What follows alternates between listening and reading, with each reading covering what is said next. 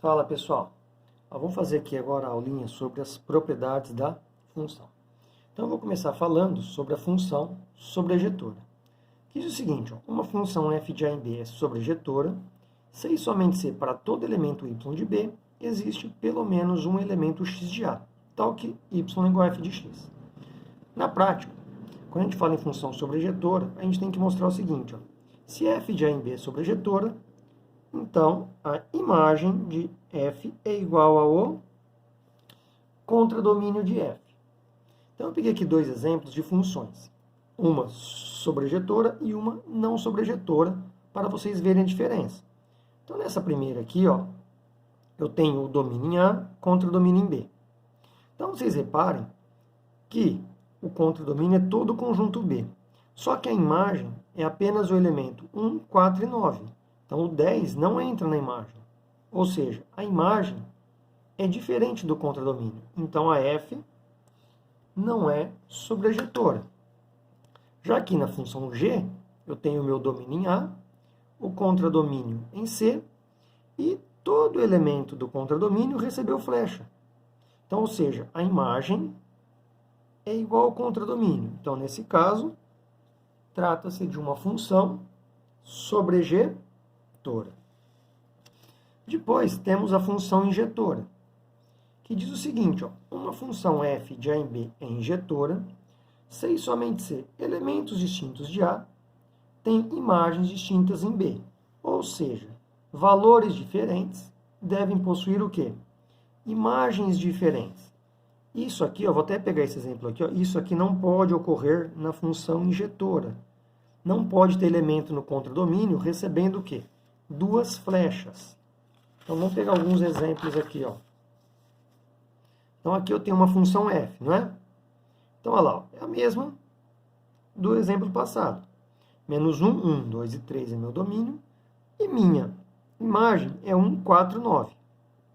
Então, nesse caso, a função não é injetora. Por quê? O 1 recebeu duas flechas. O que significa? Que o f de 1 é igual ao f de menos 1. Então, ou seja, eu não posso ter valores diferentes tendo o quê? O mesmo resultado. Então, essa função não é injetora.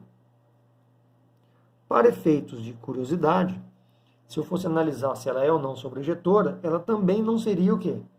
Sobrejetora, né? Tem um 10 aqui, sem receber flecha. Então, vocês percebam que a classificação de injetora sobrejetora são classificações feitas de forma independente. Agora, nesse exemplo aqui, olha lá, a função g de b em c, cada elemento, 1, 2 e 3, tem uma imagem o quê? Diferente, não é? Ó, 1 é 1, no 2 é 4, no 3 é 9. Então, nesse caso, a função ela é injetora.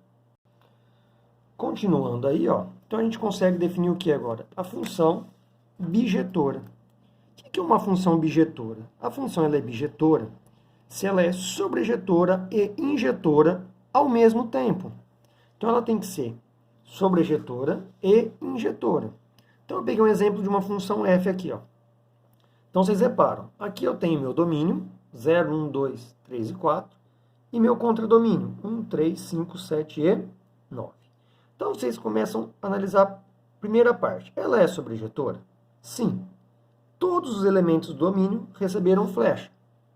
Então, a minha função f é sobrejetora. Ela é injetora? Também. Por quê? Cada elemento diferente do domínio tem uma imagem diferente no contradomínio. Então, f é injetora. Se ela é sobrejetora e injetora, f é uma função bijetora. Então, a gente termina aí essa parte de injetora, bijetora e sobrejetora. O que mais que a gente tem de propriedade de uma função? A gente pode ter a função estritamente crescente. Então, uma função f de a em R é uma função estritamente crescente em A e B, se e somente se para x1 menor que x2, o f de x1 é menor que o f de x2. Então, eu posso ter um gráfico de uma função assim, esse é um gráfico de uma função que decrescente. Se eu pegar um x1 menor que um x2, então eu vou ter aqui, olha lá, ó, o meu f de x1 vai estar abaixo do valor do f de x2. E isso tem que ser sempre verdade, não pode ser nem igual. Então, olha lá, ó, x1 menor que x2, f de x1 menor que o f de x2. Aí, ao contrário, eu posso ter o quê? A função estritamente decrescente. Então, na função estritamente decrescente, se o x1 é menor que o x2, o f de x1 é maior que o f de x2. Então, na função crescente, você aumenta o valor do x, você aumenta o valor da função. Na decrescente, você diminui o valor do x, você aumenta o valor da função. Ou o contrário, aumentando o valor do x, a gente diminui o valor da função. Então, olha lá, ó, um x1 menor que o x2, o f de x1 vai estar maior que o f de x2. E temos também a função constante, que diz o seguinte, que para todo x1 diferente de x2, o f de x1 é sempre igual ao f de x2. Então, o seu gráfico é representado por uma linha reta. Então, para qualquer x1 diferente de x2, olha lá, ó, o valor da função é sempre o mesmo. A gente pode apresentar por um valor k qualquer. Então, o gráfico de uma função constante é representado por uma reta horizontal. Aí a gente tem a função crescente e a função decrescente. O que muda da crescente para a estritamente crescente? Que na função crescente, mesmo que o x1 é menor que o x2, olha lá, o f de x1 ele pode ser menor ou igual ao f de x2. Então, no caso da função crescente, a gente pode ter partes constantes no gráfico, o que não ocorre na estritamente crescente. Então, a função crescente, ou também chamada de não decrescente, ela pode ter pedaços em que a função ela é constante, mas ela nunca decresce. Ela está crescendo, tendo partes constantes, continua crescendo, partes constantes e crescimento. Então, vocês reparam aqui que ela nunca teve um decrescimento. Ela é sempre crescente. Pode ocorrer partes constantes, mas ela nunca vai deixar de crescer. O mesmo acontece com a função decrescente, que é a função não crescente. Que se o x1 é menor que o x2, o f de x1 é sempre maior ou igual que o f de x2. Então, essa função, olha lá, ela sempre vai decrescer.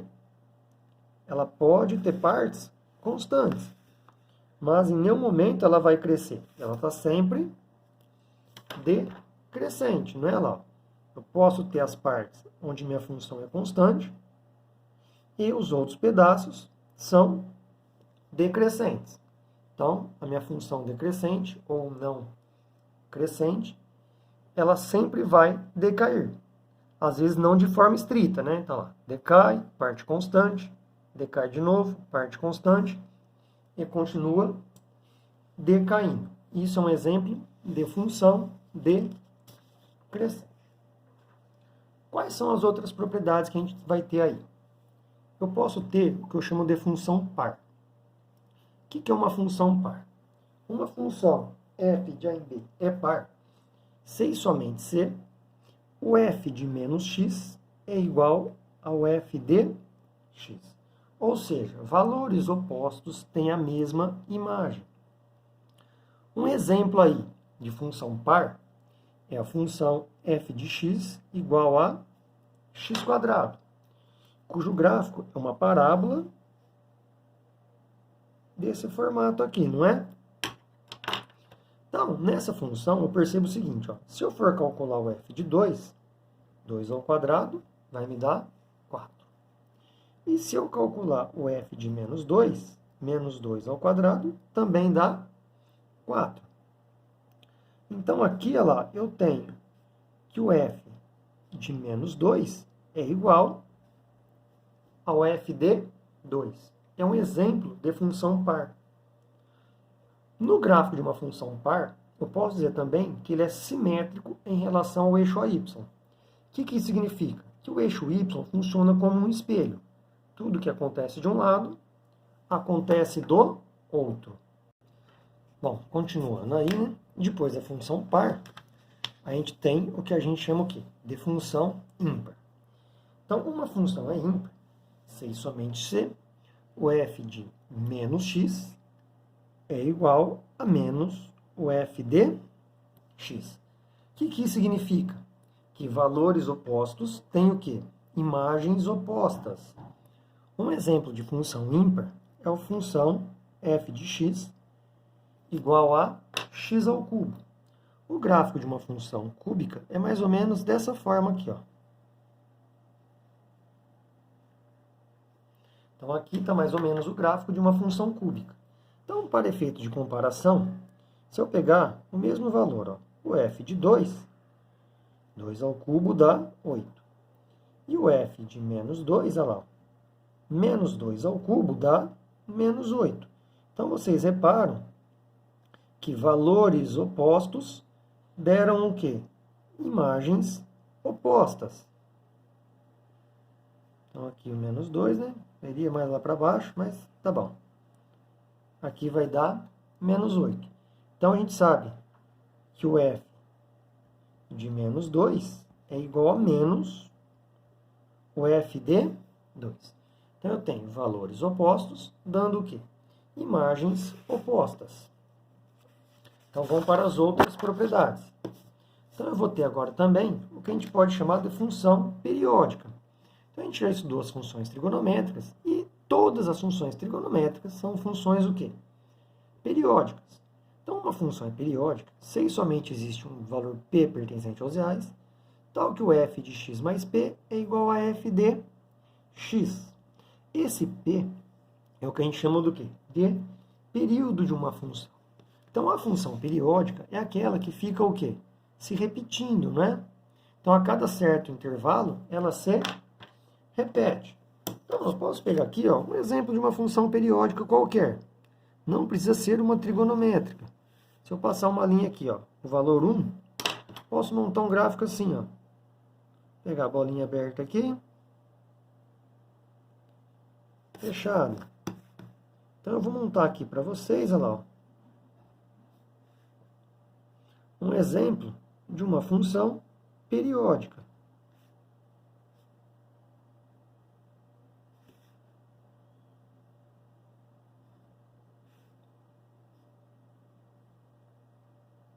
Então, eu tenho aqui uma função, olha lá, que a certo intervalo de valor, ela está sempre o quê?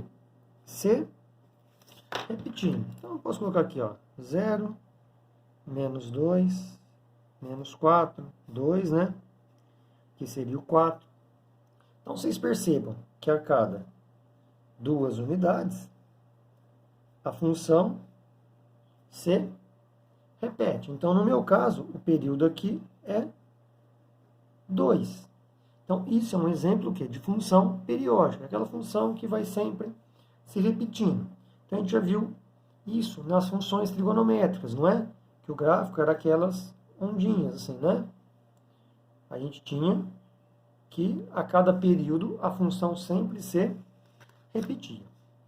E o último tipo de função que a gente tem aí é o da função limitada. Então, uma função ilimitada, se existe um valor m, para o qual o módulo de x é sempre menor ou igual a m. Então, pela propriedade do módulo, se o módulo de x é menor que um valor, significa o seguinte, que a função está entre menos o m e mais o m. Ou seja, ela tem um limite inferior e um limite superior. Então, eu vou pegar um gráfico aqui, ó, da função seno. O gráfico da função seno, ele é periódico, né? e também ele é limitado. Então, olha lá, eu vou ter aqui, ó, π sobre 2, π, 3π sobre 2 e 2π. Se eu for montar o gráfico da função seno de 0 a 2π, ele vai ser dessa forma aqui, ó. Certo? Variando entre menos 1 e 1. Então, o meu limitante superior é o m.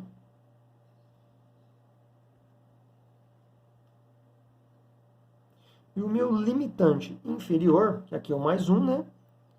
E aqui é o menos 1. Então, esse é um exemplo de função limitada. Ela possui um limite superior e um inferior.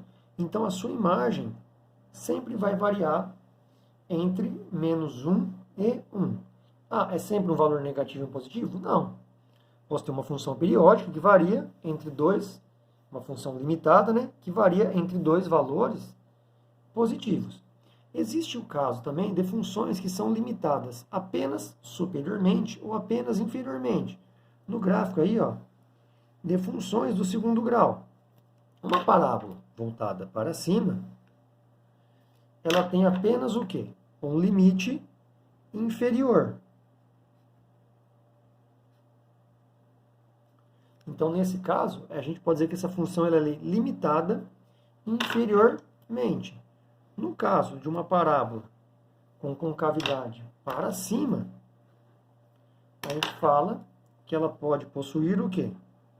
Um limite superior. O valor máximo, não é?